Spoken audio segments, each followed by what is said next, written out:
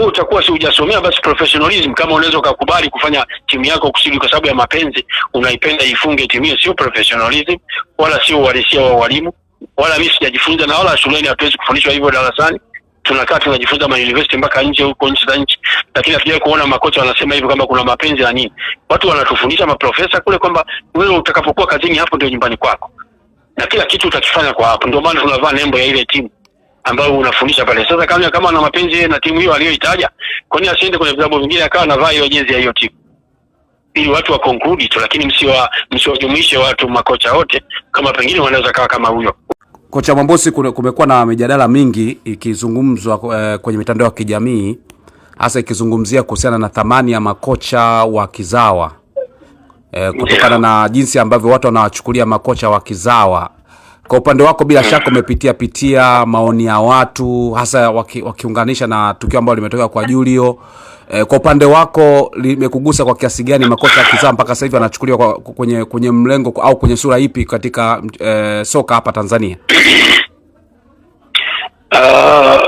Unajua mtangazaji, ni kwamba wewe angalia, labda nikupe mfano mdogo tu. Ndio. Kwa viongozi na Watanzania walivyo washabiki wa soka pengine walivyo, kwa sababu unashindwa kuelewa sasa wanacholenga ni nini. Nikupe mfano mmoja. Kulikuwa kuna mashindano miaka 4-5 imepita. Kulikuwa kuna wanagombea kufungaji bora. Kuna mchezaji anaitwa Mayele, kuna mchezaji anaitwa Mpole. Ndio. Lakini vita ya watu kubwa sana ilikuwa nani hapa ili apate kiatu. Wewe unafikiria, unakumbuka? Ilikuwa watu wanapiga nani apate kiatu cha dhahabu. Kuna mapambano makubwa alikuwa Mayele ndo apate kiatu.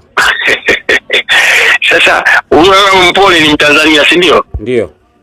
Basi tuko hivyo, yani unakuta hata kule viongozi wengine wanapata inferiority complex tu, pengine labda kwamba makocha sisi wazawa kama tupo pale professional tumesomea, lakini unapokwenda kule kwa wale viongozi wetu na wanapenzi, wanakuona kama wewe umekuja labda kujitolea au umekuja, yani mtu ni wa daraja fulani ambalo pengine wamelichukua hivyo.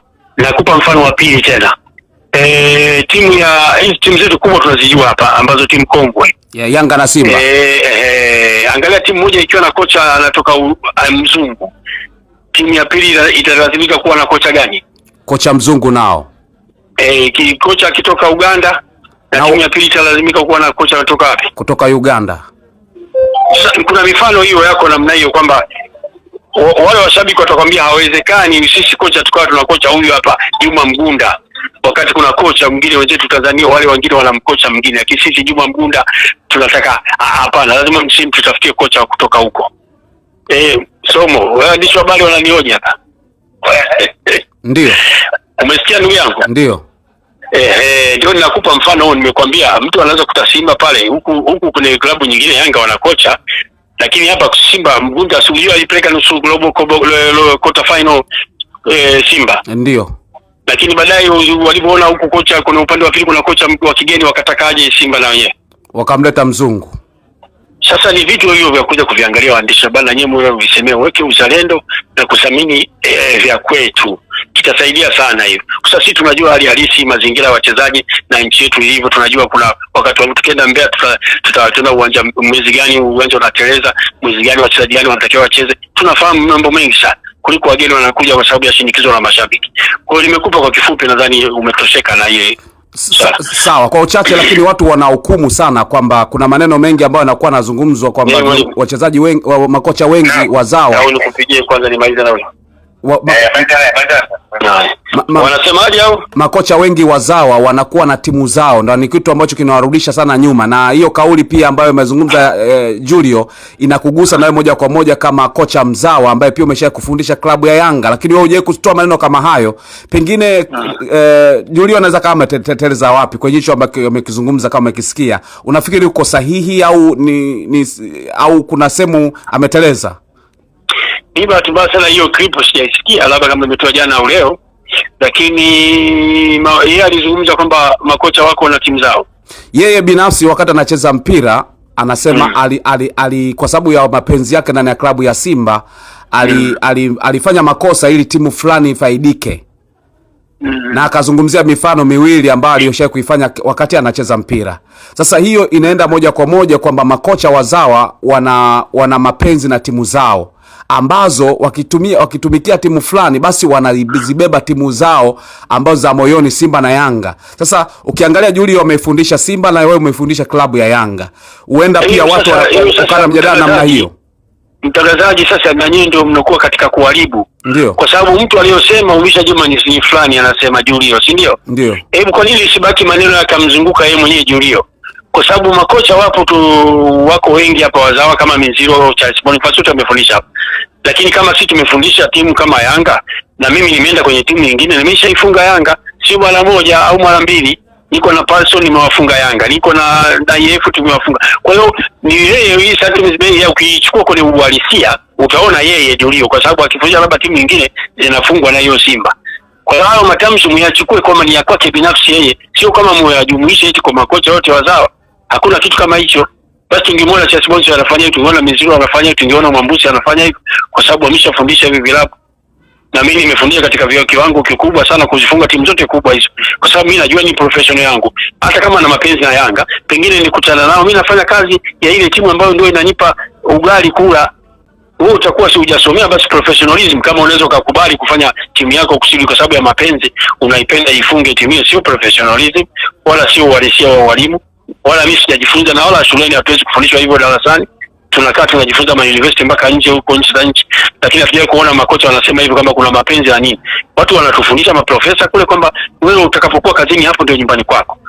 Na kila kitu utakifanya kwa hapo. Ndio maana tunavaa nembo ya ile timu ambayo unafundisha pale. Sasa kama ana mapenzi na timu hiyo aliyoitaja, kwa nini asiende kwenye vilabu vingine akawa anavaa hiyo jezi ya hiyo timu?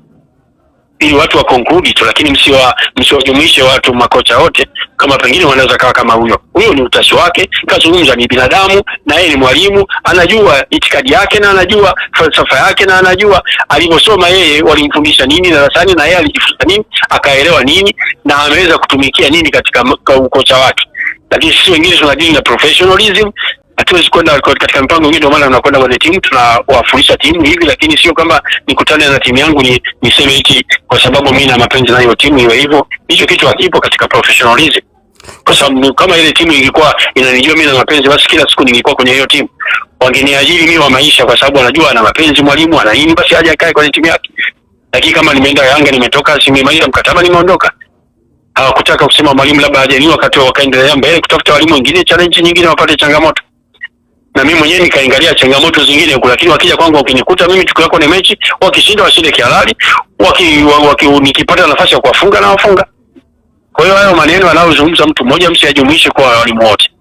Lakini dharau mimi nimesema kama ipo kwamba uthamini au thamini sana walimu wa Tanzania, na pengine labda kama maneno yao ameyazungumza kwa ajili yake, yabaki kwa ajili yake. Hatuwezi kusema ameteleza basi amewazungumzia kwa niaba ya walimu wa Tanzania, hapana. Hilo amelizungumza yeye kama yeye Julio, linafaa liishe kwake huko, na wewe kama ndio mwenye kusamisi sijasikia liishe, kwa sababu yeye ndio mawazo yake kama mwalimu anaweza akafanya hicho kitu. Lakini sidhani kama walimu wengine wanaweza akafanya vitu kama hivyo, kwa sababu mpira ni professionalism na watu wanapofundisha timu. Sasa tutakuwa hatuwezi kwenda kufundisha timu nyingine, tungekaa kwenye hiyo timu tu. Baada ya kumaliza kufundisha timu kama mimi nimefundisha Yanga, ningeacha basi nikakaa pembeni nifundishe kitu kingine au nifanye kazi nyingine kuliko kwenda kwenye mpira tena wakati ni mapenzi ya timu nyingine. Umezungumza vizuri sana Mwambusi. Ushaikutanaga na changamoto za namna hiyo? Pengine umefika kwenye timu fulani wanahisi pengine, na umetoa mfano mzuri wakati EF anafungwa chini ya alikuwa kuna moja Miguel Gamondi na nyingine dhidi ya kocha Nasreddine Nabi. Kabla ya mchezo kuna kitu ambacho pengine kilikuwa kinazungumzwa wewe na mapenzi na Yanga, na kabla bila shaka kwa nazungumza, na baada ya kufanya hivyo kuna baadhi ya vitu unaweza ukatupa vilikuwaje? Ni kwamba hayo wazungumzo kama hivyo waandishi habari lazima mtakuwa na wachambuzi watachambua kwamba mwalimu ametoka huku na amekwenda kule, unanielewa? Na wapenzi wengine sasa wa upande mwingine na watu wa Yanga, kwa sababu yuko mwalimu Mwambusi, kwa hivyo atasema atakayosema. Lakini mimi hata vilabu vyote vikubwa vinanitambua msimamo wangu na kazi zangu nazifanya mimi professionally. Siwezi kufanya vipi, hata matajiri wangu walikaa kule EF wakawa wanazungumza ndio hivyo kwamba mwalimu ametoka Yanga na tunacheza na Yanga. Hivyo vitu mimi nilisikia rumors hizo, lakini kama mimi mwalimu nikasema mpira una matokeo matatu. Kwa uhakika wangu na ukweli wangu, sijawahi kuibetray timu yangu hata moja, mimi kuiweka kinyume timu yote niliyofundisha, hata Yanga au timu yote ndogo sijawahi kuiweka kinyume, na ninawaambia wachezaji kwenye mechi hizo. Mkiangalia hivyo, mimi hapa nimetoka kwenye hiyo timu. Leo tukipoteza mchezo hapo watasema mtu wa Yanga kwa sababu Yanga. Na nyinyi wachezaji mkicheza kwenye unazi, hawezi vilabu vile haviwezi kuwachukua kwa sababu wanajua kumbe nyinyi rahisi, mkiambiwa tu mkirubuniwa mnaweza mkafanya mnalolifanya. Utaona vilabu vyangu vyote umevipitia toka Prison, toka timu yote ndogo napitia. Angalia tunapocheza na klabu yote, mara nyingi tuna focus kwenye matokeo. Tukifungwa tunajua tumefungwa, lakini kama vilabu vingine viko mchanganyikeni, wana maamuzi yao, mwalimu ukiweka kisogo wanafanya mambo yao nyuma huko, huwezi kujua. Unafika kwenye mechi unakuta unashangaa unafunga magoli ya ajabu ajabu, lakini hayo ni mambo ambayo hayana uhakika. Mimi siwezi kuyathibitisha kwa sababu hawajayafanya mbele yangu, lakini mimi kama mimi kusikia rumors hizo kila timu ikicheza labda, na kwa sababu ni mgeni nilikuwa wamsikia na wenyewe walishangaa kwamba tumeenda kushinda na mwalimu ambaye wa Yanga na kaifunga Yanga. Sasa vitu kama hivyo vinakuprove wewe mtangazaji ujue kama maneno yanayozungumza labda mwalimu mmoja yabaki kuwa kwa mwalimu huyo amzunguke, yasijumuishe yote walimu wote wa Tanzania. Mwambusi, mimi nikushukuru sana na umeongea vizuri kwa sababu umejaribu kuvalue sana nafasi ya makocha wa Kitanzania.